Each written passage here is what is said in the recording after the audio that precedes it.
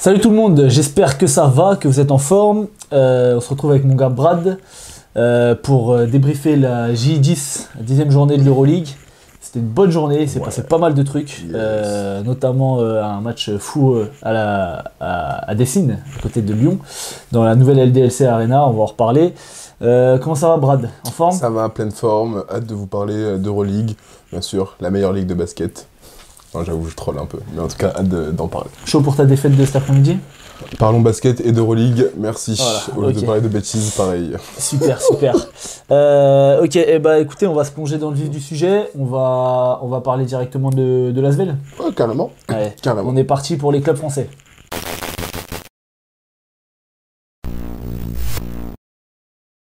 Du coup, premier match, Asvel Bayern. Eh ben, waouh. Eh ben, waouh, quel match. Match qui va en double prolongation. Mais j'ai trouvé que c'était un match qui était assez intéressant. On le répète déjà depuis quelques semaines, l'Asvel est vraiment dans la continuité de ce qu'il propose. Et ce que j'ai aimé en plus, c'est qu'ils ont perdu peu de ballons. Ils perdent peu de ballons sur ce match-là. Ça a été pour moi un mano à mano tout le long du match. Et ça va l'être jusqu'à la fin. Même si j'ai le sentiment que... il y avait peut-être mieux à faire à certains moments. Je pense que voilà, l'Asvel fait plutôt un bon match. Ils perdent 7 ballons en comptant les deux prolongues. Donc ça va, c'est très correct. C'est très correct. Et à un moment, ils étaient à 4. Donc non, franchement, c'est une belle statistique. Et ça montre aussi à la fois la progression de l'Asvel depuis l'arrivée de Podzeko et la montée en puissance, si je puis dire. En tout cas, l'utilisation de certains joueurs dans leur rôle, leur affirmation dans leur rôle. Et ça, franchement, c'était cool. Qu'est-ce que toi, t'as aimé dans ce match-là? Parce que moi, il y a deux choses que j'ai appréciées, mais avant d'y arriver... J'ai aimé les arbitres. Non, c'est pas vrai. On en reparlera après. Mais non, moi j'ai aimé le jeu de l'Asvel, encore une fois, qui avait un plan de jeu concret. On a vu qu'il a essayé de s'appuyer sur les mismatchs. Parce que le Bayern, c'est une équipe qui joue des fois avec deux petits, donc Carson Edwards et Sylvain Francisco. Donc ils ont essayé de poster soit David Lighty, soit TLC dessus. Ça n'a pas marché. Ils ont eu du mal. J'ai aimé l'entrée d'Edwin Jackson, qui a trouvé ses tirs à mi-distance et tout, et qui a eu un vrai apport. Qui a eu un vrai impact. Il est à 9 points en 20 minutes, 2 passes. Donc moi j'ai bien aimé. Après, voilà, il y a les cadres qui commencent à s'affirmer. Paris Lee, Geoffrey Lauvergne, TLC, Mike Scott. Mais oui, Mike Scott qui fait encore un gros match, 21 points. Alors bon, c'est un match qui est allé en double prolongation, donc les stats sont un peu gonflés, mais voilà, l'Asvel joue bien au basket. Youssouf Afal un peu moins en vue. Et souvent c'est pas bon signe quand on le voit un peu moins. Côté Bayern, Sylvain, j'ai trouvé en difficulté quand il est rentré dans le match. Il a beaucoup tiré, il a beaucoup raté. Il met un and one. Surtout sur la première mi-temps. Ah oui, non, mais sur son entrée dans le match. Exactement. Sur la première mi-temps, parce que sur la fin de match, il n'y a rien à lui Non, mais surtout qu'en deuxième mi-temps, il joue pas en fait. Oui, il joue pas, mais parce que vu la première mi-temps qu'il fait, c'est normal. Il est à 1 sur 5, je crois, en première mi-temps. Il prend des tirs qui sont ses tirs. C'est les tirs que Pablo Lasso veut qu'il prenne, des tirs en première intention, mais il les met pas. Donc, quand on dit pour Carson Edwards que c'est des mauvais tirs, que si tu les mets pas, là c'était pareil. Donc après, je crois qu'il y a une blessure. C'est qui? C'est Bolmaro qui fait mal à la fin. Donc c'est pour ça que Sylvain revient sur le terrain. Et après, à la fin de match, il performe. Il met 8 points, dans le Money Time. Il met 2 tirs à 3 points. Des gros tirs. Des gros tirs, des fois il est à 9 mètres. Quand même, il faut être sacrément couillu pour mettre ces tirs-là. Parce que pour les prendre surtout. Pour continuer à les prendre. Et oui, c'est ça, pour les prendre et les mettre. Parce que continuer à les prendre, sachant l'antériorité que tu as eu dans le match et de ce que tu n'as pas pu faire, et parfois où tu as peut-être un peu forcé. Franchement, les deux équipes, je trouve que sur la fin de match, les deux équipes jouent très bien, les patrons s'affirment. Moi, le duel Serge Ibaka, Geoffrey Lauvergne m'a régalé. Ils se sont rentrés dedans toute la soirée. C'était un peu chaud. Lauvergne fait un gros match. Il fait un gros match et Ibaka et répond aussi. Physiquement, ça a été une belle opposition et ça, j'ai aimé. Et on arrive parce que là où on souhaite arriver, c'est un peu la dernière action. Attends, parce qu'avant la dernière action, il y a quand même donc l'Asvel est à +3 à 10 secondes de la fin. Ah oui, c'est ça. Et la dernière action du temps réglementaire. Je pensais que tu parlais de la double prolongation. Et donc, ils font pas faute, encore une fois. 3 points, égalité. Et c'est exactement... Putain, les coachs, ils font ça. Putain, ça me rend ouf. J'ai fait ça hier avec mes petits. Moi, c'est pas pareil. Parce que je sentais que l'arbitre il allait me mettre une anti-sportive si je faisais faute. Et j'ai pris le 3 points et j'ai perdu en prolongation. Putain, voilà. Mais on va rester sur des joueurs professionnels qui sont arbitrés normalement par des arbitres plus que corrects. Ouais. Mais moi, j'ai vraiment beaucoup de mal à comprendre cette stratégie. Et on y reviendra après sur le match de Monaco, hein, parce que c'est exactement la même chose, même si il gagne, mais c'est exactement la même chose. Et en fait, je comprends pas pourquoi on fait pas faute. Il y a +3, avec surtout la physionomie du match. T'as des mecs qui sont chauds bouillants, qui peuvent mettre ces tirs-là. Derrière, et après le tir de Nick Weiler-Bab, ouais, il est dur. Hein. Il est dur. Ouais, mais bon, tu prends le risque. Mais tu prends le risque, exactement. En plus, alors qu'il n'y a pas besoin de prendre le risque. Tu fais Puis franchement, en Euroleague, les antisportifs sur ces trucs-là, maintenant, quand tu vois que tu as le droit d'arrêter les contre-attaques et tout sans te prendre d'antisportive, et que les mecs qui cherchent même pas la balle, ils regardent l'arbitre directement, fais-la quoi. Enfin, c'est ça. Moi, il aurait fallu la faire parce que du coup, égalisation. Après, derrière, Chelsea essaie de prendre un tir, mais un tir un peu sur une jambe, casse-cou de Bourbier, les systèmes de fin de match là, de Pozzecco, c'est à revoir, hein, comme moi, mais vraiment, je suis pas coach pro quoi. Pas top, et du coup, ça nous emmène dans la prolongation. Double prolongation du coup. Ouais. Là où donc Sylvain met 8 points d'affilée. Il est trop fort. Des gros tirs. Il met un layup ou c'est un de lancer, je sais plus. En tout cas, je sais qu'il met 8 points d'affilée. Ouais. Et donc l'Asvel perd d'un point. Perd d'un point aussi sur... Enfin non, l'Asvel, ils sont à plus... Il y a égalité, je crois, quand il y a la faute de Geoffrey Lauvergne. Donc il y a 100 partout. Geoffrey Lauvergne prend une faute offensive. Donc c'est-à-dire qu'il fait un flotteur, il lâche la balle. Pendant qu'il lâche la balle, donc il y a Nils Jiffy qui vient se mettre pour prendre un passage en force. Les arbitres sifflent faute. Ils vont voir à la vidéo pour dire que, en fait, comme il a lâché la balle, il a plus le contrôle de la balle, donc c'est pas une faute offensive, c'est une faute au rebond. Alors moi, je veux qu'on en parle dans le débat de cette règle de merde, parce que je trouve que c'est vraiment, même si c'est une règle qui existe apparemment. Parce que j'ai un pote arbitre qui a eu un retour de Joseph Bissang par rapport à ça, etc. Et qui explique que voilà, ce que je viens de dire, une fois qu'il a lâché la balle, il a plus le contrôle de la balle. Mais dans ce cas-là, ça veut dire que si l'Asvel prend un rebond off et que ça touche pas le cercle, ça remet à 14. Enfin bref, on en reparlera dans le débat. J'en dis pas plus, mais au-delà de ça, pour moi en fait, il n'y a même pas faute offensive. Il y a clairement faute défensive parce que... J'ai même pas regardé pour toi. Moi j'ai regardé. Je pense que ses pieds bougent encore. Exactement, il est encore en train de se décaler sur le côté gauche au moment où Geoffrey Lauvergne tente son double pas. Donc pour moi, l'offense, elle est même pas présente. On le voit bien, même à la vidéo, je l'ai regardé plusieurs fois. On va vous mettre la vidéo, vous allez nous donner votre avis. Il est en train de se décaler, son pied est en train de glisser encore et il prend le contact. Il est même pas en position légale. Alors oui, il est en dehors de la zone de non-charge, mais par contre... il est en train de bouger encore latéralement, donc pour moi, il y a faute défensive, et après la règle, on pourra en parler, parce que j'avoue que j'ai été très surpris aussi de ça, mais ça on en parlera un peu plus tard, mais en tout cas, l'Asvel perd ce match-là, finalement. Ouais, donc du coup, il a 2 lancers, il en met 1 sur 2. Il en met 1 sur 2, et gagne le match comme ça. C'est ça. Encore une fois, c'est frustrant. Ah ouais, c'est frustrant. Mais bon, là, ils peuvent s'en prendre... aussi à eux-mêmes de ne pas avoir fait faute, d'avoir laissé Weiler-Bab mettre un tir à 3 points. Carrément. Donc dommage pour l'Asvel, vraiment dommage, alors qu'ils avaient fait un bon match. Je sais pas qui joue la semaine prochaine, je vais te dire ça tout de suite mon petit pote. Ils jouent Barcelone. Ouais, donc ils vont pas gagner. Bon courage. Donc c'est dommage parce que là, il y a des équipes qui commencent à lâcher des matchs, Valence... Baskonia, des équipes qui avaient bien commencé, Milan qui est toujours dans le trou, Étoile Rouge qui est toujours dans le trou, et c'est des équipes qui pour moi ont plus de qualité que l'Asvel, et c'est dommage de ne pas profiter de leur coup de mou pour essayer de les rattraper quoi, parce qu'après justement quand tu vas jouer contre Barça et quand tu vas jouer contre... Ils ont joué le Real déjà je crois. Non, ils ont pas joué le Real. C'est Monaco qui a joué le Real. Quand tu vas jouer le Real et tout, ça va être compliqué quoi. Enfin, ça va pas être compliqué, ils vont pas exister. Ah d'ailleurs, à noter que mardi, il y a Maccabi Real, le match en retard. Ah ok. Donc intéressant. Enfin intéressant. Vous savez déjà. Maccabi, c'est pas dégueu. Hein. Vous connaissez déjà l'issue. Après, c'est vrai que Maccabi, là, sans leur public, c'est compliqué. Bref, on enchaîne sur Monaco. Monaco-Baskonia. Du coup, qu'est-ce que t'en as pensé de ce match de Shima Moneke qui voulait prouver à son ancien club qu'ils avaient eu tort de ne pas lui donner les responsabilités qu'il a à Vitoria? 2 noms.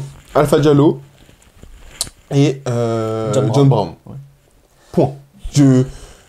J'ai rarement vu Tu peux dire Mike James aussi, parce que bon... Non, mais dans un autre registre. Oui. Pourquoi je dis Alpha Diallo et John Brown? C'est parce que j'ai rarement vu Vitória autant en difficulté en attaque. Ouais. En attaque, ils étaient en galère.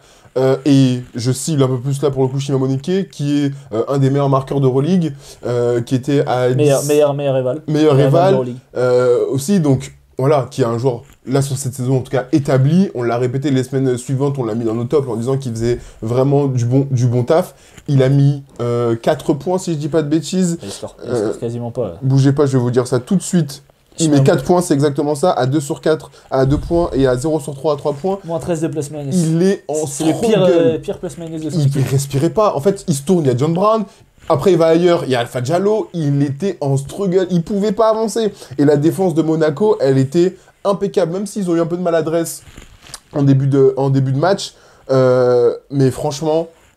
Bah, toi qui parlais de Sacha Obradovic la semaine dernière, tu vois, moi j'ai trouvé que sur le schéma défensif qu'il a proposé, c'était en place. C'est-à-dire que sur les remontées de Marcus Howard, c'était toujours celui sur le dernier écran, donc John Brown qui sortait, il coupait la passe. Ouais. Alors Marcus Howard a quand même eu des occasions parce que c'est un joueur, franchement, j'ai mis dans ma story, il prend encore des tirs de criminel, il les met, mais il y a des tirs là, celui qui prend sur Alpha Diallo, il dribble, c'est bien défendu, il perd la balle, il tombe, il se tire quand même, ça rentre. Après il prend un flotteur, bref, il a mis des gros tirs, mais Monaco, défensivement, par rapport à la Svel la semaine précédente, a été hyper en place. On en parlera dans une certaine catégorie, vous inquiétez pas. Non, mais donc voilà, et moi je suis d'accord avec toi, John Brown sur la fin de match, il a mis Moneke dans sa poche. Ouais. On peut parler quand même de Jared Blossomgame qui met du coup la claquette de la gagne. Tout à fait. Sur un tir de Mike James qui est un bon tir. C'est pas un mauvais tir, je suis d'accord, c'est un tir à lui, surtout que bon, il était dans une bonne soirée. Et voilà, personne va au rebond, tout le monde regarde le tir de Mike James et Blossomgame qui a eu aussi de l'impact défensivement et qui met la claquette pour gagner le match, donc pas mal. Marcus Howard qui met quand même 18 points en 19 minutes, 3 sur 5 à 2 points, 4 sur 7 à 3 points. Franchement, quand tu vois la qualité des tirs, c'était fort. Mais là, il commence à retrouver du rythme. Sur de l'adresse. Les 3-4 derniers matchs. Il met des tirs vraiment de haut niveau. En plus, il met un gros dernier tir à la fin. J'ai regardé en Liga ACB, il n'a pas les pourcentages dramatiques qu'il a en Euroleague. Hein. Oui. Il est bien. Il y a vraiment en Euroleague qu'il a un peu plus de mal. Mais là, sur les 3-4 derniers matchs, ça commence à être mieux. Alors, ça se traduit pas toujours par des victoires. Ouais. Mais il a mis des gros tirs. Dont après, moi je pense que Vitória, je l'avais déjà dit, mais ça va être une équipe quand même à surveiller parce que là, il leur manquait sur les derniers matchs Marinkovic et Sedekerskis et Khalifa Diop qui a pas joué là, je crois, 0 minutes. Mais Sedekerskis, on a vu. Marinkovic aussi capable de mettre des gros tirs. Non, franchement, c'est une belle équipe. Avec, parce que quand tu rajoutes ces deux forts joueurs, déjà ton duo Marcus Howard, Shima Moneke et Cody Miller-McIntyre, quoi qu'on en dise, qui, même s'il peut pas mettre un tir extérieur, qui quand même apporte, il met un gros fadeaway à un moment, à la fin d'un quart-temps, qui est un peu, électron libre, qui va prendre des rebonds, qui va courir et tout. De toute façon, quand t'as les deux pontes que sont Shima Moneke et Marcus Howard, derrière, après, tu vas avoir des joueurs qui sont capables, tu peux pas faire l'impasse sur eux. T'es obligé quand même de défendre un minimum, parce que tu sais qu'ils vont apporter. Mais non, je souhaiterais vraiment féliciter le schéma défensif de Monaco, je vais le répéter un peu plus tard, vous inquiétez pas. Avec James, il met quand même 28 points. Mais 28 points, 8 rebonds, 5 passes. 29 dévals. Oui, non, mais parce qu'il a été trop fort. Il a un passage, à un moment, il enchaîne, il met 2 tirs à 3 points, dont un dans le museau de je sais plus qui. Bah, c'est Costello qui prend 2 fois les deux tirs. Oh là là, mais le deuxième il est dur, parce qu'ils sont 2 sur lui. Ils sont 2 sur lui. Filoche. J'ai mis pause à un moment parce que c'était trop sale. Alors du coup, tu voulais reparler ça. Et j'y viens justement sur le dernier tir, du coup, fin de match. Comme pour l'Asvel, Monaco est à +3. Monaco ne fait pas faute. Boum, filoche. Tir à 3 points, filoche. Alors après, il gagne le match parce qu'il y a la claquette de Jared Blossomgame sur le tir de Mike James. Mais je ne comprends pas ces équipes. En plus, t'as vu ce qui s'est passé la veille avec le match contre l'Asvel, ou même si t'as pas vu, t'en as entendu parler parce que le match était relativement fou. Je pense qu'ils ont vu. Alors, Et tu refais la même bêtise. Sachant qu'en plus, je me suis dit, sur tout le match défensivement, je les trouve relativement bien en place. Ils font les bons ajustements, ils sont au bon endroit, les rotations sont bien faites. Hop là, une erreur, tu payes cash. À ce niveau-là, tu payes cash. Tu sais combien ils font de paires de balles sur le match, Monaco ? Non. 6. Tu sais... Tu sais combien il faut de passes décisives? 3. 12. Ah ouais. Ouais, c'est catastrophique, 12 passes décisives. Mais bon, après, quand Mike James il met 28 points, tu sais que c'est pas des points sur passes décisives en général. Hein. Mais en fait, là pour le coup, je vais pas associer passes décisives et partage de balles parce que je trouve que Monaco a eu un beau fond de jeu dans le sens où la balle elle a bougé. Elle a bougé. Souvent on va dire ah bah oui ils se font pas assez de passes, mais là la balle elle a bougé. Oui, mais tu gagnes sur une claquette avec un Mike James à 28 points sur beaucoup de tirs qui sont créés par lui-même. Oui. Je vais pas dire non plus que leur fond de jeu était exceptionnel. Je te dis pas défensivement ils étaient en place. Oui. Mais quand tu fais 12 passes D sur un match. Je te dis pas qu'ils ont l'académie de jeu du Barça ou du Real en ce moment, Oui. mais je te dis que franchement. Il y a eu des séquences. Non, mais il y a eu des séquences où ils ont trouvé Alpha Diallo, ils ont trouvé. Et où ils se partagent la balle. Ils ont trouvé Yacouba Ouattara qui est monstrueux à 3 points sur la saison de Euroleague. Ah, mais voilà, 12 passes d'ess, c'est quand même très très faible. C'est faible, c'est faible. Après, quand tu perds 6 ballons, ça va, c'est bien. Au moins, si tu fais pas de passe, tu peux pas te faire intercepter les passes. Tu peux perdre la balle dans les mains. Mais je fais un petit aparté sur l'entrée de jeu de Kemba Walker qui. On l'apprécie beaucoup, Kemba Walker. C'est un joueur qui a été assez incroyable en NBA, qui a été assez fort. Au moins, il a mis un coup de rein, il a mis une accélération. Oui, je me suis dit, bon, ok. Non, mais c'est bon, moi ça m'agace. Moi, ça m'agace parce que, en fait, il prend du temps de jeu, en tout cas dans la rotation. En plus, il n'y avait pas Jordan Lloyd, là. Mathieu Strazel, il était en tenue. Il était en tenue, mais il n'a pas joué. Mais du coup, voilà, il prend du temps de jeu sur Mathieu Strazel, qui... quand il jouait, il apporte toujours des choses, il joue toujours le jeu de l'équipe, il sait se rendre efficace et dans la continuité du jeu de l'équipe. Moi, ça me frustre. Ça me frustre beaucoup parce que, en fait, avoir un Kemba Walker pour faire ce qu'il fait, ça apporte rien. Ça sert à rien. Je préfère avoir Mathieu Strazel sur le terrain, matin, midi et soir, plutôt que de voir Kemba Walker faire non, mais vraiment, ça. C'est vrai que quand tu vois sur le terrain, tu dis pourquoi ils prennent Kemba Walker pour en avoir cet usage. Pour faire ça. Il est pas... Franchement, il est pas plus fort que Mathieu Strazel. Non, là, parce que ce que tu vois là par rapport au niveau, non. Au niveau, il est pas plus fort que Mathieu Strazel. Donc c'est très bien pour Mathieu Strazel, il peut être All-Star NBA. Ouais. Mais non, mais je veux dire, non, mais c'est la vérité. Il apporte rien. Vraiment. Ni offensivement, ni défensivement. Il prend un tir à 3 points et il envoie un airball de fou malade. Ou une briquage, je sais plus. Non, airball qui passe au-dessus. Ah oui, c'est vrai. C'est vrai. Et donc voilà. Ouais, Okobo, rapidement, qui passe un peu au travers. Ouais. Alors on va pas trop le tirer dessus parce que sur les derniers matchs, c'était lui qui était dedans. Oui, ça arrive. Mais voilà, qui passe au travers. Ça arrive. Monaco, du coup, qui retrouve la victoire et du coup qui se place pas mal au niveau du classement. Avec 6ème. Ouais, qui est 6ème, mais donc du coup avec 6-4, ils sont avec le Maccabi qui a un match en retard, mais ils sont 5 équipes à 6-4. Avec le Pana, bref, on va y revenir après. On fera le point sur le classement après. Monaco qui joue l'Olympiakos la semaine prochaine. Ouais, bah franchement, pour ça moi, va être un beau match. Hein. Ah oui, bien sûr, c'est un beau match. Ok, et bah écoute, on passe au Daily Review. C'est parti. Ok, donc sur le Daily Review, on va un peu faire le tour, on va essayer d'aller un peu plus vite sur certaines équipes. Donc on va commencer par le Real. Le Real, on va en parler très très vite, qui a déroulé face à l'Alba Berlin, qui a joué vraiment tranquille en première mi-temps. Après, ils ont mis, bon allez, on va mettre Zanan Moussa en troisième quart-temps. Zanan Moussa qui a bousillé tout le monde en troisième quart-temps, qui avait joué 0 minutes en première mi-temps. Campazzo, toujours pareil, il fait 13 passes. Encore, je crois qu'ils l'ont enlevé. Alors, je sais pas quelle est la règle en Euroleague, parce qu'avant, les passes, il fallait pas faire de dribble. Là, il y en a qui ont compté après un dribble. Finalement, et après, ils les ont enlevés. Bon, bref, il fait quand même 13 passes décisives. Tavares qui domine. Enfin, bref. L'Alba Berlin, on s'attendait pas à grand-chose. Premier contre dernier. Voilà. Quelque chose à dire? Non, c'est bon. Faco, la baguette et le Real a détruit Berlin. Merci. Voilà. Du coup, on peut parler peut-être du Barça? Yes. Contre le Maccabi. Le Maccabi Barça. Match offensif. Ouais. Match offensif.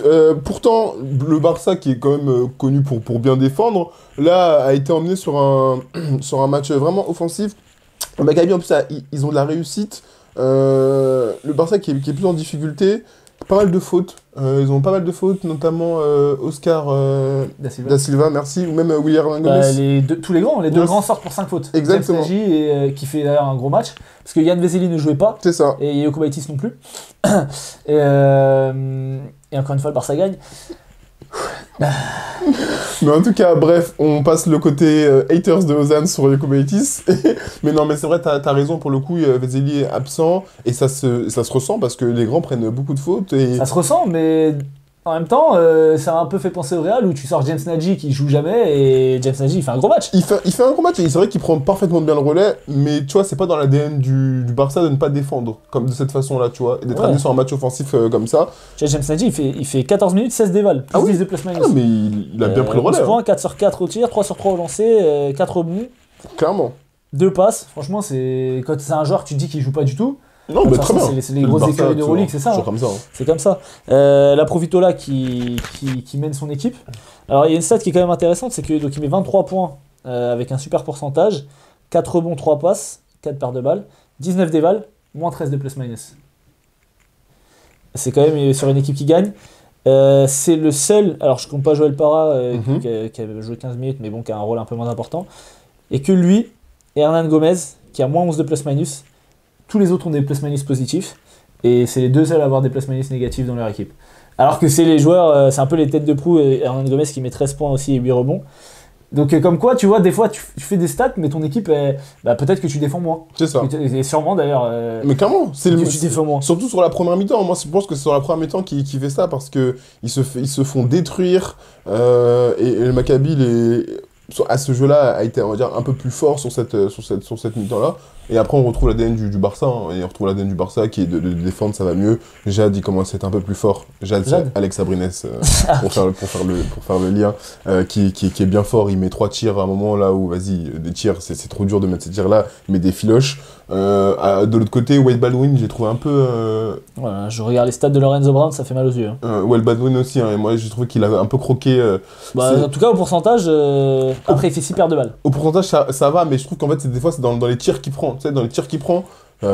Après, tu sais que lui, il prend des tirs bombés. Hein. Ouais, mais c'est un meneur de grande taille mais là, j'ai soufflé. Qui aime bien prendre des tirs par-dessus les adversaires, surtout à mi-distance, etc. Ouais, mais j'ai soufflé. Jabari Parker qui continue à taffer, qui a vraiment trouvé sa place au Barça. Moi, ça me fait kiffer de le voir jouer à ce niveau-là. Franchement, c'est cool. Donc Lorenzo Brown, comme on a dit, hein, vraiment dans le trou. Je vais pas vous donner ses pourcentages, mais c'est pas bon pour les enfants. Et voilà, donc à la fin, le Barça perd ses 2 intérieurs. Il y a Rivero aussi, du coup, quand ils sortent leurs 2 intérieurs, ils se retrouvent avec... je crois que c'est même pas Oscar da Silva. Si, c'est Oscar da Silva qui finit poste 5. Je sais même pas si c'est lui qui finit poste 5 à la fin. Et du coup, ils se font manger au rebond par Jazel Rivero, qui prend beaucoup de rebonds offensifs, qui remonte, donc qui finit par faire un gros match. La Provitola qui provoque une faute à 3 points à +1 et qui fait 1 sur 3 au lancer, histoire de laisser une chance. J'étais tellement surpris. Je me suis dit, il va mettre les 3, c'est de la Provitola, tu parles. Et Lorenzo Brown, donc ils sont à -2, ils sont dans le bonus. Et qu'est-ce qu'il va chercher? Mais quel tir de merde! Un step back pourri, je vais vous le mettre. Un step back pourri, genre vraiment dur, alors qu'ils sont à 5 fautes, quoi. Regarde l'attitude de Bondi Colson au moment où il prend le tir Lorenzo Brown. Parce que moi, c'est ça que je regardais. J'ai pas vu. Il le regarde, il dit rien. Comme, comment il s'appelle là Avidja, avec Jordan Poole. Il le regarde, mais il veut le brûler. Ça se voit qu'il veut le brûler. Parce que Lorenzo Brown, il prend un tir de merde. Il y a le Bondi Colson qui est ouvert pour l'extra à côté. Oh, même moi, j'ai soufflé. Dans le bonus. Même moi, j'ai soufflé. Enfin, si t'as un tir ouvert à 3 points, pourquoi pas? Mais là, le tir est vraiment catastrophique. Après, pour moi, je vais quand même dire Lorenzo Brown, c'est son pourcentage avant qu'il prenne ce tir, du coup. Donc il était à 1,4 à 3 points, il finit à 1,5 à 3 points. 3 sur 9 au tir à 2 points. Ce qui fait un total super 12. De 4-14. Donc 4-13 au moment du tir. Franchement, et 3 paires de balles. Donc bon. Dommage pour le Maccabi, tant mieux pour le Barça qui continue à suivre le Real. Bon, ils ont 2 défaites. 2 défaites. Mais qui est bien installé à la 2e place. Donc Real-Barça, tranquille. Peut-être finale d'Euroleague, hein, on verra. Et la semaine prochaine, le Barça qui joue l'Asvel comme on l'a dit. Donc bon courage à l'Asvel. On passe sur Pana-Valence. Yes. Alors le Pana qui a trouvé son rythme. Mais à culpa sur Ariel Ataman. Merci. C'est toi qui dois le dire. Parce que moi, la semaine dernière, je l'ai mis dans mes tops. Je reconnais que parfois, il y a des défenses qui peuvent être très suspectes et la façon dont son équipe peut jouer peut paraître très suspect. C'est vrai. Il y a parfois, j'ai envie de lui dire, mais ouvre les yeux. Mais mine de rien, depuis son interview qui est un peu cata malgré tout, on va pas le retirer. Son équipe a trouvé une bonne façon de jouer. Ils sont efficaces en plus longue distance en début de match. Donc là où Valence est vraiment plus en difficulté, on est obligé de faire un mea culpa sur Ariel Ataman parce que mine de rien, bah, son équipe, elle joue bien. Kendrick Nunn va apporter depuis qu'il est là.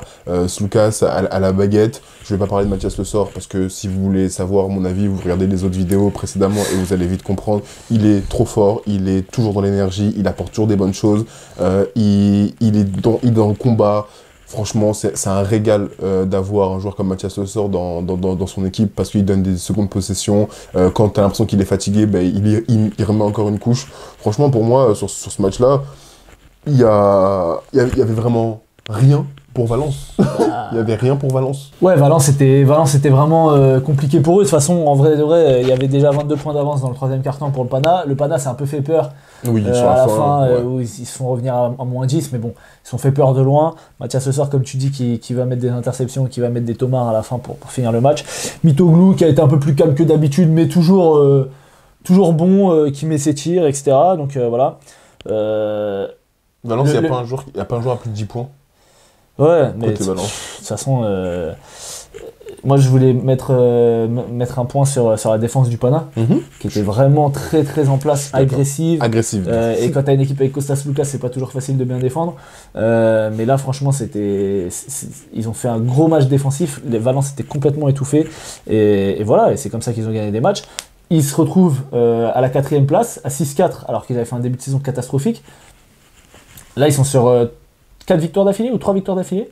La semaine dernière, ils ont gagné leurs 2 matchs. Et là, ils ont gagné. Et je crois qu'ils avaient encore gagné avant. Donc c'est vraiment pas mal pour eux, tant mieux. Sachant que, bon, peut-être qu'un jour, Juancho Hernan Gomez va revenir. Et donc Kendrick Nunn, comme tu dis, qui fait une bonne rentrée. Enfin, qui apporte. Donc c'est bien pour le Pana.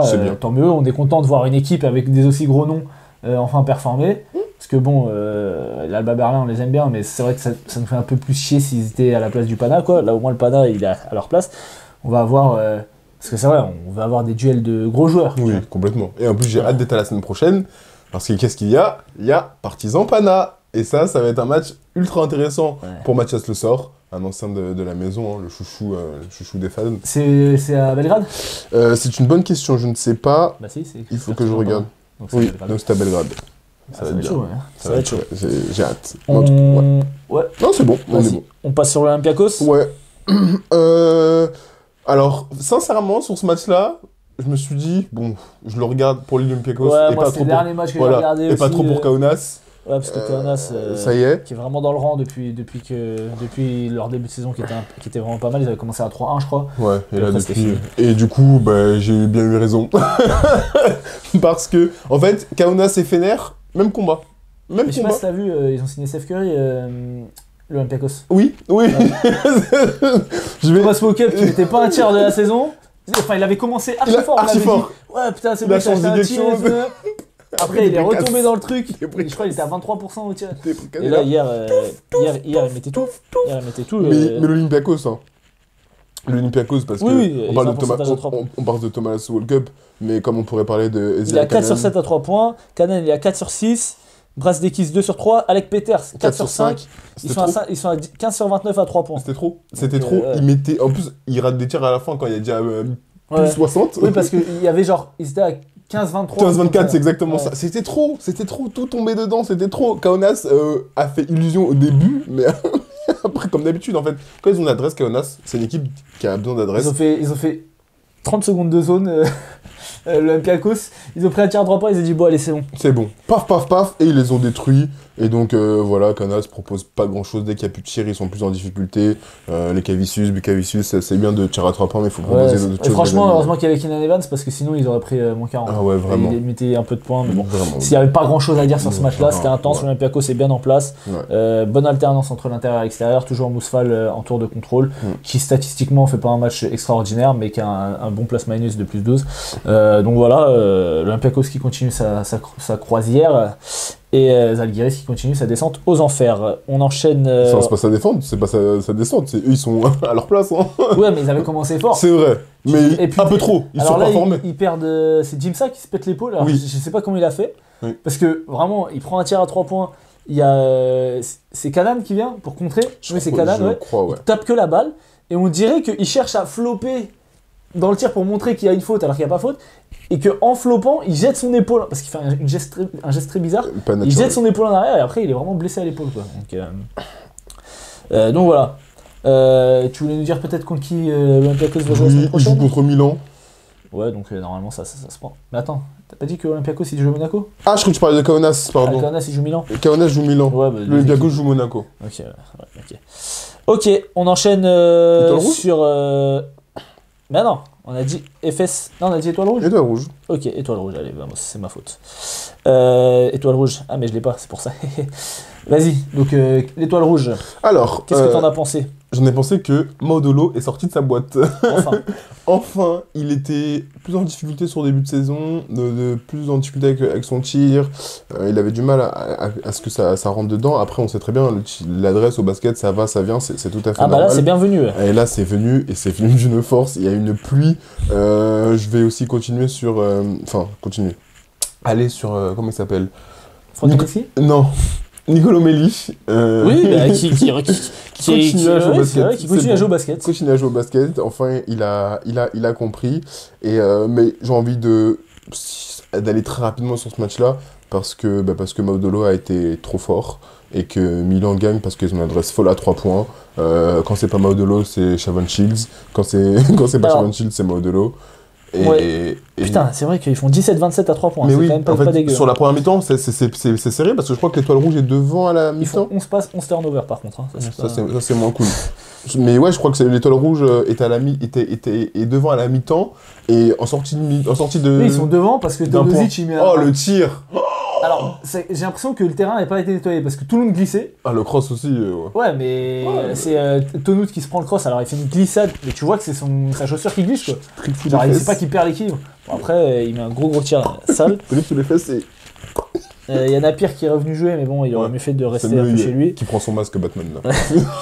Et voilà, Maudolo, comme tu dis, qui fait un match exceptionnel. Plus gros match de sa carrière, je pense, en Euroleague. Il met 30, non ? Il met 32. Ouais, c'est ça. Il met 32. Mais on en reparlera dans une autre rubrique, je pense. Et Shavon Shields qui met aussi 2 gros tirs à 3 points à la fin dans le 4e quart-temps pour passer à plus 20. Alors ils perdent de 18. C'est très sévère pour le match. Non, moi je trouve que ils étaient dans le match jusqu'au 4e quart-temps. Non. Ils sont à Non. moins 5 à 6 minutes. Oui, mais ça c'est trompe-l'œil. Ça, c'est vraiment trompe-l'œil. Bah, c'est trompe-l'œil, au final, ils étaient quand même dans le match. Il y a 56-63 à la fin du Non, mais c'est trompe-l'œil. C'est trompe-l'œil. Je te jure que c'est trompe-l'œil. 15 points d'écart dans le dernier quart. C'est trompe-l'œil, tu sais pourquoi ? Parce qu'en sortie de mi-temps, l'Étoile Rouge, ils sont devant de 1 point.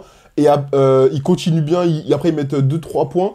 Milan leur passe un 12-0 derrière. Et à partir de ce 12-0 là, ils ont eu du mal à exister. Alors, ils réussissent à mettre des tirs. Mais c'est pour moi, milieu du 3e quart. Ils sont déjà loin. Les Étoiles Rouges sont déjà loin. Alors après, il faut un rapprocher. Mais c'est trompe-l'œil. Ils sont en galère. Depuis ce 12-0, ils sont en galère. Oui, mais pour moi, 20 points, ça reflète pas le match. En tout cas, pour moi. Okay. Pour moi.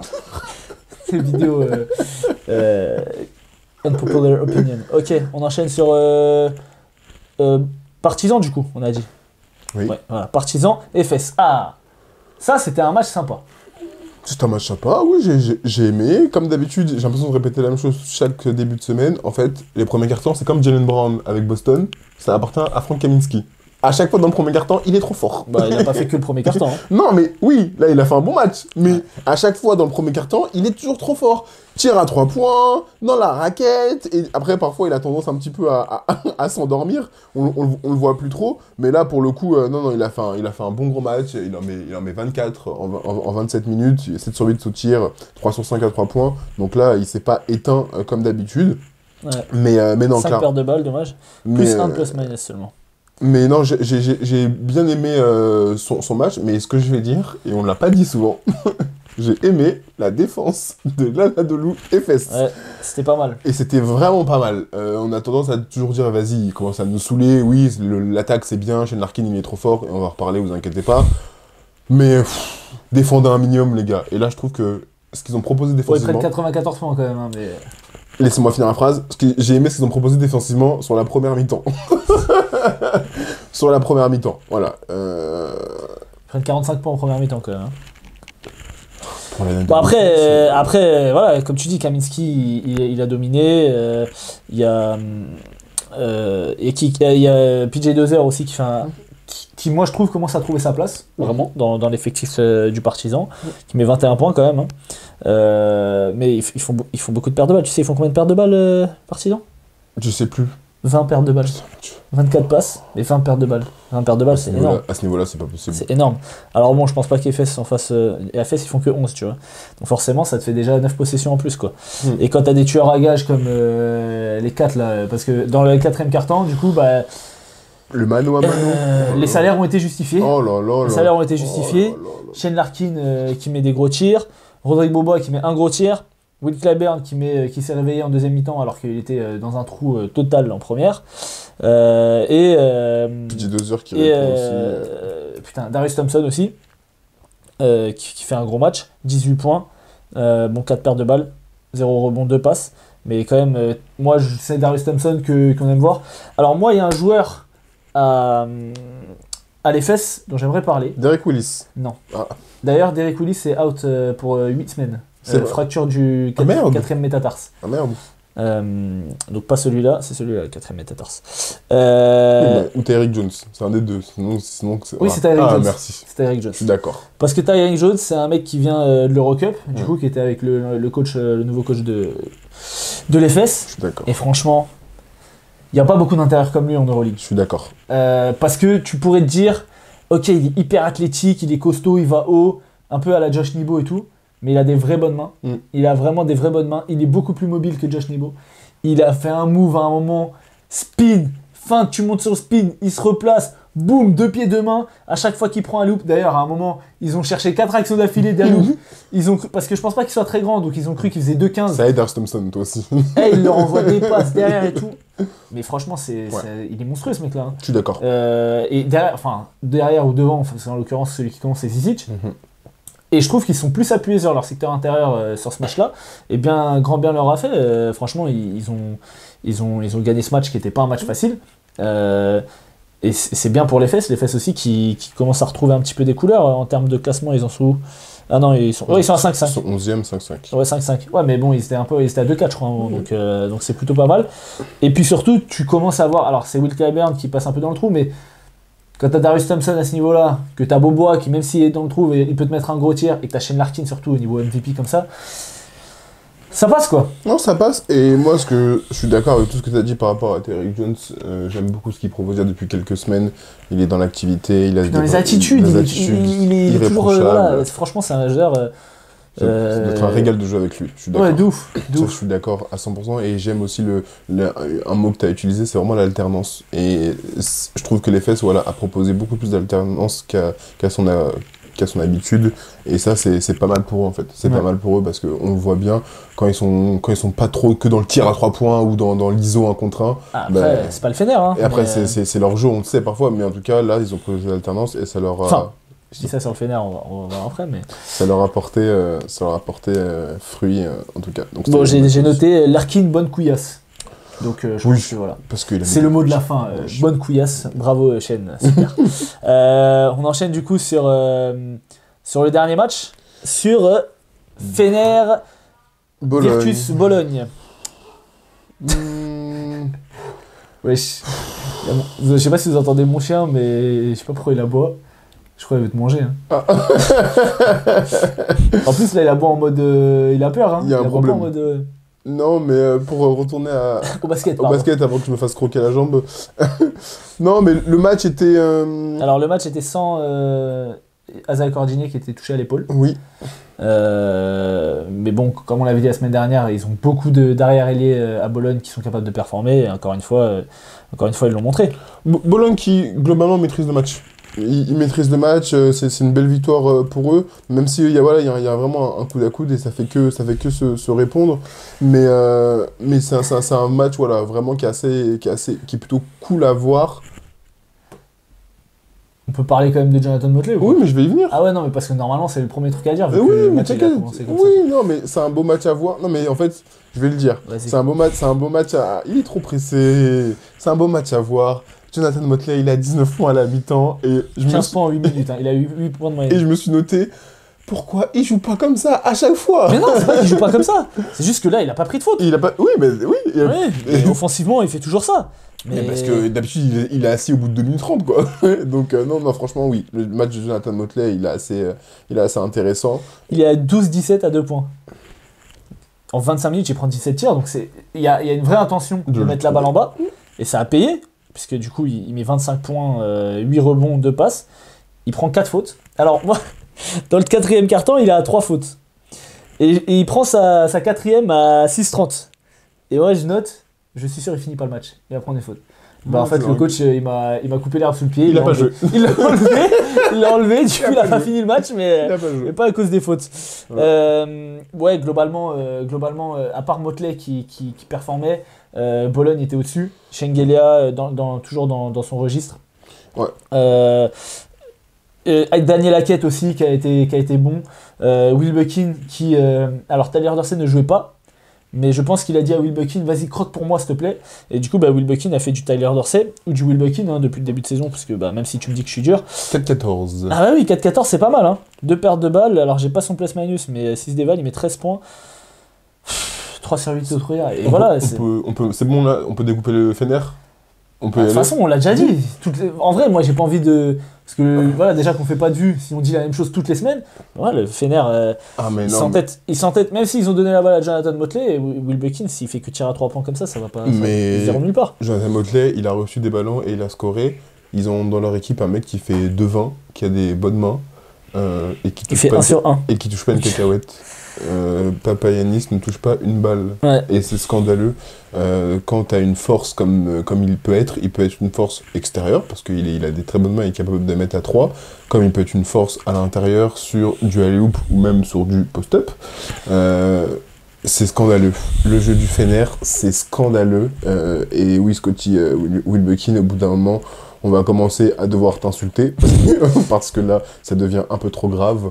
4-14 au tir, et en plus, 4-14 au tir, tu me dis c'est des tirs qui sont grand ouverts, mais ça rentre pas. Bah, ça peut arriver, il y a des matchs comme ça où tu vas déchirer. Mais il faut voir les tirs qu'il prend en fait. Des tirs, des fois, tu te dis, mais ça, c'est pas un bon tir. Trouve une autre solution. Mais surtout quand t'as Motley qui est à 12-17 et que toi, t'es à genre 4-10. Ou soit toi, soit le coach et l'intelligence de dire, ok, vas-y, on va plutôt jouer sur le grand, quoi. Là, ça marche pas. Et en plus, le Fener est dans une très mauvaise dynamique. Donc, tu te mets dans la merde. Ils sont à 5-5 aussi, mais ils étaient dans le top. Je sais pas s'ils étaient pas à 5-1. Si, ils perdent 4 matchs d'affilée. Ils perdent 4 là, Ils perdent 4 matchs d'affilée. Donc, c'est catastrophique. Bon, c'est une des seules équipes qui est invaincue avec le Real et le Barça à domicile. T'inquiète pas, ça va changer la semaine prochaine. Il joue qui? Le Real? Le Real. Ah oui, ça va changer. En effet. Donc voilà, donc le Fener, on va pas s'étaler plus que ce qu'on a déjà dit. Hein. Le fond de jeu est trop pauvre. Le fond de jeu est trop pauvre. Et en plus, tu prends 87 points. Voilà pour Bologne. Ok, on passe au top et au flop. Yes. Les tops et les flops. Les tops et les flops. Alors Brad, qu'est-ce que tu nous as concocté aujourd'hui? Alors, voici la palette. Non, blague à part, mes 2 tops, ils vont vers Monaco. Le premier, John Brown et Alpha Diallo. Moi j'ai mis John Brown et Blossengame, mais c'est vrai qu'Alpha Diallo, je suis d'accord avec toi. Voilà, je pense que ce qu'ils ont proposé était assez intéressant. Ils ont mis dans leur poche chez Mamoneke, mais vraiment, il faut voir. Même moi, je respirais pas un moment, je me dis, mais John Brown doit être derrière moi. C'est pas possible. Il était dans tous les bons coups, il a les mains présentes. On sait que c'est son travail. Hein. On sait qu'il adore ça, relever ses défis, relever ces duels-là. Il se régale de ça. J'aurais aimé qu'ils soient un peu plus adroits de l'autre côté, mais ce qu'il a proposé... En défense, et ce qu'ils ont proposé tous les deux, c'était assez incroyable. Et mon deuxième top, du coup, ça va dans la continuité de ce que je viens de dire, c'est le schéma défensif proposé par Monaco. Parce que, bien sûr, c'est un sport collectif, et que la défense, elle est collective. Et je trouve que le schéma défensif, et je vais donner du crédit à Obradovic pour ce qu'il a apporté, il a fait du très bon scouting, et ça s'est vu sur le terrain. Alors, en plus, ils prennent la victoire, mais voilà. Ouais, c'était un match qui était bien préparé. Exactement. Et franchement, je sais pas combien prend John Brown. Mais c'est un joueur, si tu l'enlèves de l'équipe, ou s'il se blesse ou quoi, Monaco, je vais pas dire c'est fini pour eux parce qu'il y a du talent, mais l'importance qu'il a à la Draymond Green, même si je déteste ce joueur, parce qu'au moins, John Brown, dans l'attitude, il est irréprochable. il fait tout le sale boulot, il défend, il se sacrifie, défenseur des petits, défenseur des grands, il provoque des passages en force, en attaque il fait bouger la balle, quand il a son petit tir il va le prendre, il est toujours là au rebond. Voilà, c'est le joueur qu'on adore avoir et voilà, c'est important je pense de le mettre en lumière aussi parce que quand tu regardes les stats, tu dis pas forcément John Brown il a taffé, tu vois Mike James, tu vois le nom de Kemba Walker et tout, mais bon. Pierre angulaire du système. Ouais, franchement je suis d'accord avec toi. Moi j'ai mis le jeu de l'Olympiakos. Parce que voilà, il propose du beau jeu, la balle elle tourne, on l'a dit avec Mousfal, même Walk-Up, Kanan, il y a eu plusieurs actions avec des remontées d'Alec Peters qui fait encore un gros match. Et alors, j'ai regardé des petites stats. L'Olympiakos est la dernière équipe au pays. Ok, donc c'est ceux qui ont le moins de possession. Moustapha. Mais voilà, et donc vraiment, il joue, donc, comme tu dis avec Moustapha Fall, il y a beaucoup de jeux sans ballon, il y a beaucoup de passes, d'extra passes, etc. C'est une équipe qui prend son temps, avec Papa Nicolas aussi, qui court pas trop. Et voilà, et c'est un jeu qui leur correspond. Alors, c'est vrai qu'en général, c'est des équipes fortes en pace qui ont plus tendance à tutoyer au tableau, mais eux, c'est vrai que quand tu as quelqu'un comme Mousfal sur qui t'appuyer et Milutinov quand il sera revenu de blessure parce que il joue. Non mais il joue mais je pense qu'il est encore blessé. Oui. Parce que la dernière fois il avait joué aussi 5 minutes, là il joue genre je sais pas, il doit jouer 10 minutes. Tu vois qu'il est pas encore enfin ça, je crois hein, je crois pas que Mousfal genre joue 35 minutes parce qu'il est trop fort même si c'est le cas. Donc c'est la dernière équipe au pays, tu sais c'est qui les avant-derniers? Monaco qui court pas du tout. Pareil, alors Monaco c'est pas pour la même raison, hein. C'est pas parce qu'ils se font des passes, parce qu'ils mettent la balle à l'intérieur, même si c'est vrai qu'ils mettent un peu la balle sur Moté Younas, mais c'est beaucoup de dribbles, beaucoup d'un contre un, donc Monaco voilà, qui court pas, alors que pourtant c'est une équipe avec des athlètes, avec des vrais athlètes, et la troisième équipe qui court pas c'est le Fener. Bon eux... Ils courent pas, ils jouent pas au basket, ils font rien en fait. Voilà. Donc voilà, c'était les petites stats, et une autre petite stat, parce que je suis dessus, mais Marcus Howard et Shima Moneke, ce sont les meilleurs scoreurs à la minute. Donc il y a une stat genre à la minute avec 0,7 points par minute. Ça veut dire qu'en gros, s'il avait un temps de jeu vraiment un peu plus productif, enfin un peu plus grand que ce qu'ils ont parce que les temps de jeu en Euroleague sont faibles, je me suis amusé à mettre les stats sur 36 minutes, t'es comme NBA. Ah bah ça fait des stats. Hein. Parce qu'il y a personne en Euroleague, il y a personne qui joue 36 minutes de moyenne. Les gros joueurs, ils jouent, je crois celui qui joue le plus c'est Nigel S. Davis, il joue 30, mais derrière c'est que 26-27. Et t'es Campazzo à 15. Surchauffe, tu connais. Donc bref, les stats sur 36 minutes, voilà, c'est pas mal. C'est pas dégueu. Les 15 passes de Campazzo. Ouais. Je sais plus c'est qui le meilleur rebondeur de l'Euroleague, mais c'était haut aussi. Bref, les flops. Alors. Attends, il me reste un top. Ah. T'as mis tous tes tops? Moi c'est bon. Frank Kaminsky. Oui. Même s'il perd le match, il fait quand même un gros match et pas que dans le premier quart-temps. Il met des tirs, il défend. Il crée du jeu pour les autres. Ils sont beaucoup passés par lui en deuxième mi-temps pour créer des décalages pour PJ Dozier qui a trouvé des bons tirs, etc. Donc moi j'ai kiffé le match de Frank Kaminsky. Alors je sais pas s'il y aura la place pour tous les intérieurs parce qu'ils ont quand même beaucoup d'intérieurs qui ont déjà fait des matchs à impact. Caboclo, Kaminsky, Zach Ledey et Smile Agic. Mais voilà, c'est aussi on va dire un problème de riches qu'ont les grosses équipes d'Euroleague et tant mieux pour eux. C'est vrai que Smile Agic et Zach Ledey ils ont été un peu moins en vue, mais bon, tu sais qu'un jour ça peut tomber dedans et quand t'as 2-3 sur tes 4 intérieurs, en plus c'est tous des mecs qui peuvent s'écarter, bah c'est pas mal pour le Partizan. Voilà, on passe au flop. Yes. Alors pour mes flops, comme toutes les semaines, le Fener. Bien entendu. Je te serre la main, nous sommes ensemble. Le Fener. Le Fener, bien sûr, comme d'habitude. On en a beaucoup parlé déjà tout à l'heure. Ils proposent rien, ils défendent pas. Scottie Wilbekin pense qu'il est tout seul. Taylor Dorsey pense qu'il est tout seul dans cette équipe. Là, il a pas joué, mais bon, il en prend une quand même. C'est ta faute, je suis désolé. Et l'utilisation de Papagiannis, elle est scandaleuse. Donc moi, c'est bon, j'en ai marre de cette équipe. Voilà. Et mon deuxième flop, c'est les équipes qui font pas faute en fin de match, qui sont égalisées à 3 points. Au bout d'un moment, on en a marre. L'Asvel qui se fait égaliser et en plus derrière qui va perdre le match. Bien sûr, je me dis, bah non, on est une ligue intelligente, donc Monaco n'a pas faire la même bêtise. Et pareil, ils ne font pas faute et ils prennent 3 points. Bon, eux, ils gagnent le match à la différence de l'Asvel. Mais voilà, ça c'est un flop. Au bout d'un moment, faites faute. On n'est pas en NBA. Faites faute. La mentalité NBA, je peux comprendre, mais la mentalité européenne, à la limite, ça m'agace. Faites faute. Moi, mon deuxième flop, c'est l'Étoile Rouge de Belgrade. D'accord. Parce qu'ils ont changé de coach et rien ne change. Ils sont à 3-7 Ils sont 16e, juste devant l'Asvel, derrière le Bayern, Kaunas. Franchement, quand tu vois l'effectif qu'on avait fait, on avait fait la preview et tout, c'est scandaleux. Ils sont vraiment pas au niveau. C'est pas de la faute du coach, clairement, puisque le coach il est parti à Baskonia, tout se passe bien, et là c'est toujours la merde. Donc, Shabazz Napier, est-ce que c'était une erreur de casting ou pas? En tout cas, sur le moment, pour l'instant, il performe pas. Teodosic, il est là, mais ça suffit pas. Il leur manque, comme on a dit déjà, un poste 3, un vrai poste 3 fort. À l'intérieur, il y a des bons joueurs, il y a Davidovac, il y a Bolomboy et tout, mais Bolomboy c'est assez inconsistant. En plus là, il a passé plus son match à tirer à 3 points plutôt que d'être dans la raquette, etc. Même si en face c'était bien préparé défensivement pour Milan. Mais voilà, je trouve que l'Étoile Rouge, je suis très déçu de les voir à ce niveau-là. Même Nedovic qui, alors on l'a pas dit, il fait un bon match. Il fait un bon match, mais quand Milan commence à mettre des tirs, il monte la balle, il prend des tirs en première intention avec un mec sur la gueule et il fait des briques. Donc oui, il fait un bon match dans les stats, il met 16 points, et en première mi-temps il est là, mais il participe aussi au fait qu'il y a un écart qui se creuse à la fin du match, dans ses choix, dans ses prises de décision. Il y a Godo Santos, qui est un joueur qu'on aime bien, qui avait fait des bonnes rentrées, là pour l'instant qui marque un peu le coup, qui a du mal à endosser le rôle qu'on essaye de lui donner. Donc voilà, c'est compliqué pour l'Étoile Rouge. Et en Euroleague, il ne faut pas prendre trop de retard. Hein. Alors même si on sait qu'un run ça va vite. Quand le train passe, il passe. Hein. Mais voilà, ils sont à 3-7. L'Asvel peut leur passer devant. Vu la saucée qu'ils ont pris sur la deuxième. On a dit que c'est une émission sérieuse, voilà. Toi aussi. Donc voilà, mais non, mais ils sont derrière le Bayern. C'est une émission sérieuse. Est-ce que tu attendais que l'Étoile Rouge soit derrière le Bayern? Alors ça, je suis d'accord, mais de dire l'Asvel peut leur passer devant. Ils sont à un match. Bon, 2 matchs parce qu'ils ont pris moins 30, ils ont pas le goal average, mais. Et la semaine prochaine, n'oublie pas qui l'Asvel joue. Merci. Il joue le Barça, c'est ça? Oui. Et mon dernier flop, c'est Valence. Ok. Valence, alors qu'il y a une équipe qui jouait très bien au basket en début de saison. Mm-hmm. Ça bougeait, qui s'appuyait sur Damien Inglis, Brandon Davis, qui proposait des coupes et tout. Là, on voit plus rien. On voit beaucoup de pick and roll avec Chris Jones. Défensivement, c'est pauvre.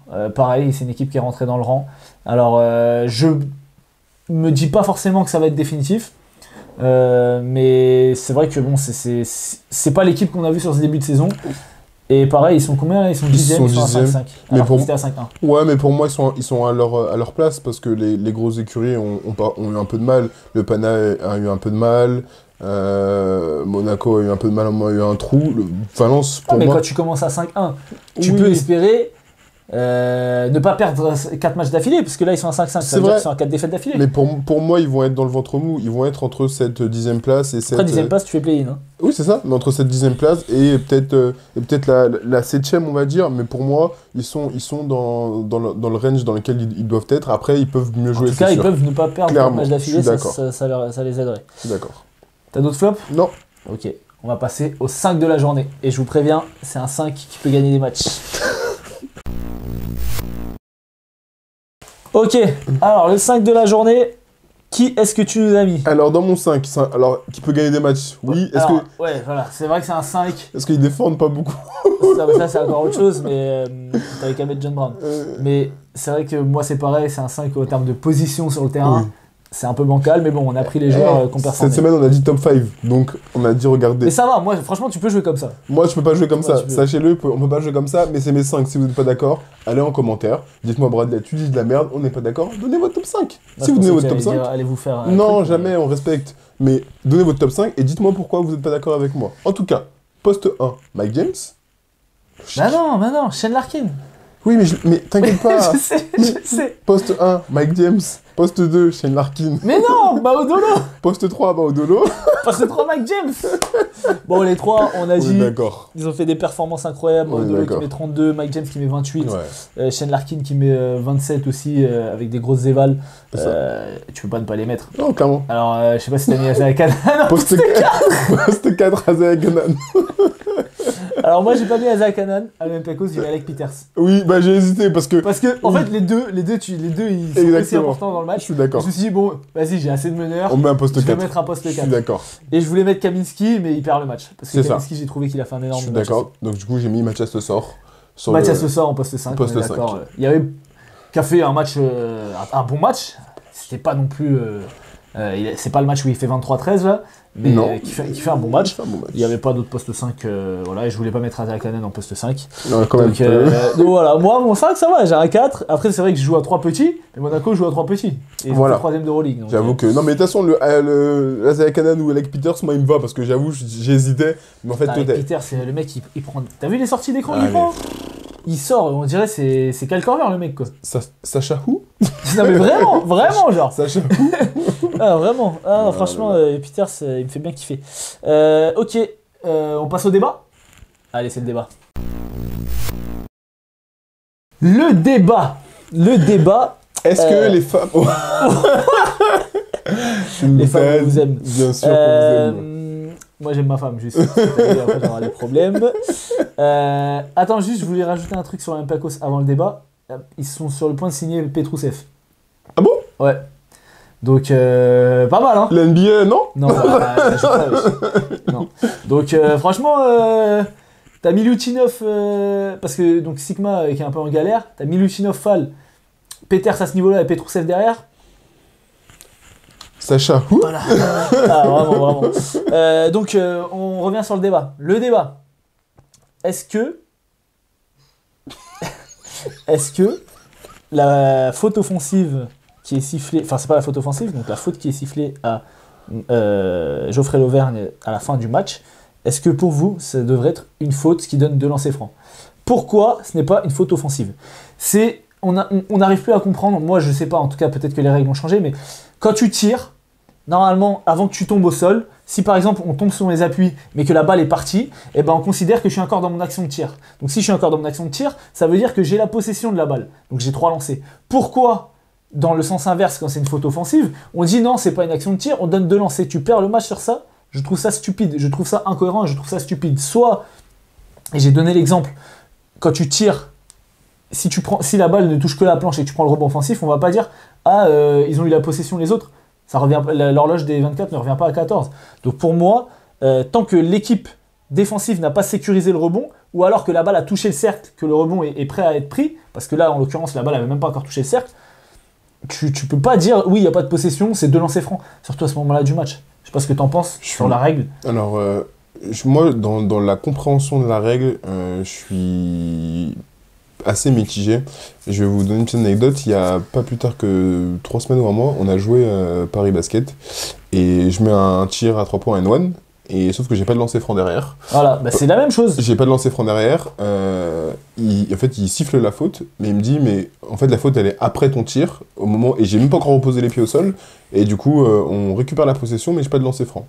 Donc je demande à l'arbitre pourquoi, qu'est-ce qu'il en est, et il me dit la balle elle est dans les airs, l'action de tir est déjà passée, j'ai dit mais je suis encore dans mon cylindre, et lui il rentre dans mon cylindre, donc s'il y a faute, on devrait avoir des lancers francs, et il me dit que non. Et du coup, je pense qu'il y a eu un changement de règle. Exactement, je pense qu'il y a eu un changement de règle. Mais je comprends pas l'utilité de ce changement. Et c'est exactement là où j'aimerais venir. Pour moi c'est stupide. Contre le jeu quoi. Ça va contre le jeu, c'est exactement ça, pour moi c'est stupide parce que, mais à partir du moment où je redescends, ou là dans l'action, à partir du moment où Geoffrey Lauvergne il est dans son action de tir, offensive, donner 2 lancers francs, et en plus derrière, ça a des conséquences dramatiques parce que tu perds le match là-dessus. Non, mais surtout que ce truc-là, il s'applique pas tout le temps. Il y a plein de contre-exemples. Ouais. Tu vas au lay-up, t'as lâché la balle, le mec il te retombe dessus une fois que t'as lâché la balle, on va pas te dire c'est remise en jeu sur le côté, t'auras 2 lancers francs. Donc je comprends pas pourquoi on a sorti une règle de... Alors il y a ça, puisqu'on est sur les règles un peu stupides, il y en a une autre dont je veux parler, c'est les fautes offensives quand tu kicks ton pied sur un tir à 3 points. Tu vois. Alors je veux bien quand t'es équilibré, que t'as la balle qui arrive de face, tu tires et qu'il y a un mec qui saute à côté de toi, que tu mets ton pied sur le côté pour gêner, je veux bien. Mais il y a des fautes offensives qui sont sifflées parce que les mecs ils prennent des tirs à 3 points après un curl où ils sont obligés d'avoir la jambe qui part en avant pour équilibrer, et tu te prends des fautes offensives sur ça alors que tu veux qu'on saute comment en fait? Tu vois, ça c'est pareil, c'est un manque de compréhension du jeu. Tu vois les situations de quelles je veux parler? Parfaitement. En fait les mecs qui font ces règles là, on dirait qu'ils n'ont jamais joué au basket. Tu peux pas prendre ces tirs-là en curl à 3 points, sans avoir la jambe qui part devant. Après, ça c'est à cause de... Malheureusement, je pense que ça déteint de la NBA. Ça déteint de la NBA qui fait qu'il y a beaucoup de joueurs qui ont abusé de ça, et dont très connus, dont James Harden, on peut le dire, on ne veut pas lui taper dessus, mais dans le sens d'avoir abusé de je jette un peu mes jambes en avant Oui. pour avoir la faute, et du coup, ça déteint, et on sait très bien que l'Euroleague regarde ce qui se passe en NBA, donc du coup, les arbitres essaient d'être un peu plus Oui, sévères. mais encore une là-dessus. fois, je trouve que c'est contre le jeu. Et bien sûr, Tu peux, moi, ce que j'aurais trouvé plus logique, par exemple, c'est dire, ok, si c'est un tir où tu es en déséquilibre, où tu as besoin de kicker la jambe, et qu'on te tape la jambe, on considère pas faute parce que tu sors de ton cylindre. Ni offensive, ni défensive, no call. Et dans ce cas-là, c'est pertinent. Mais siffler une faute offensive parce que tu as besoin de t'équilibrer, en fait, ce qu'ils veulent, concrètement, c'est soit tu n'as pas le droit de prendre des tirs en mouvement, soit tu dois te casser la gueule. Ouais, c'est ça. Non, mais J.J. Redick, il kickait sa jambe. Il n'y a personne qui prend un appui, surtout quand tu es des droitiers, que tu fais gauche-droite en allant vers la droite. Il n'y a personne qui ne va pas kicker sa jambe, ça n'existe pas. Tu regardes Kobe, Michael Jordan, ils faisaient tout ça. Tu peux pas, c'est la manière de t'équilibrer, c'est normal. Et punir ça, ça veut dire en gros, bah, t'as pas le droit de tirer comme ça. T'as pas le droit de tirer comme ça. Donc, ou alors, des fois, il y a des arbitres qui vont aller dans l'autre sens, t'as pas le droit de défendre. Ça dépend de la pédagogie de l'arbitre, de la sensibilité de l'arbitre par rapport à ça. Mais de toute façon, on sait qu'il y a des règles qui sont parfois incompréhensibles, on les comprend pas. Il y a un arbitre qui va dire quelque chose, la semaine d'après, tu vas rejouer, tu vas faire la même chose, il va dire non, ça c'est offensive ou ça c'est faute défensive. Donc c'est clair. On va voir ça tout à l'heure. Hein.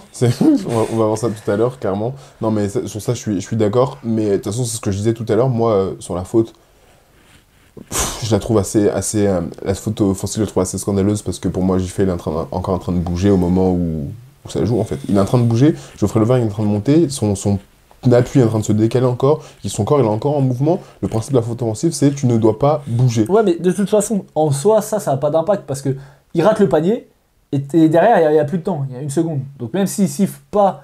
Ah, tu veux dire qu'il siffle faute défensive? Bah oui. Ah ok, oui, ça aurait pu avoir. Bien sûr, ça a de l'impact. Enfin, là, il siffle offensive. Ben non, c'est la faute, elle est défensive pour moi. Il est en mouvement, faute défensive, de lancer. Après, je dis pas que Geoffrey Levin allait les mettre. Hein. Je te dis qu'il faut la siffler. Et en plus, ils vont la review. Et quand il a review, on voit bien qu'il est encore en mouvement. Donc, de toute façon, cette règle, voilà. Je l'ai un peu découverte là. Et je suis pas du tout en accord avec elle, quoi. Soit on homogénéise et c'est la même règle pour tous. Soit on la fait pas, mais on peut pas avoir deux poids deux mesures sur. Parfois c'est faute offensive, parfois c'est faute défensive, ça n'a pas de sens. On est dans le pays du deux poids deux mesures. Bref, dernier petit débat. Qui de Bondy ou Boulogne va descendre en R2? Moi perso je dis Bondy. Je pense qu'ils sont faibles surtout sur le poste 2. Ils ont un joueur qui est pas au niveau. Voilà, qui fait des matchs à 8 points et tout. Franchement, tu peux pas attendre ça de ton arrière-scoreur. Voilà. D'accord. Je lui dirai tout à l'heure. Ça me concerne pas, hein. C'est toi, mec. Ah, bon, moi je suis à 15 points de moyenne, donc ça me concerne pas. On va regarder mon fichier Excel. Bien sûr, parce qu'on fait un fichier Excel. Bon, voilà. Parce qu'il n'y a pas de monsieur stat en prélat. Bon, en tout cas, voilà, c'était une bonne journée d'Euroleague. Ouais. Avec une seule journée dans la semaine. Quel plaisir, mais je crois que dans 2 semaines, il y a encore une double journée. Quel malheur. Enfin bref, voilà, nous on a kiffé, j'espère que vous avez kiffé. Encore une fois, n'oubliez pas de vous abonner, d'activer les notifications. De liker, de commenter. Tu connais déjà. Et à la semaine prochaine pour de nouvelles aventures de Scottie Wilbekin.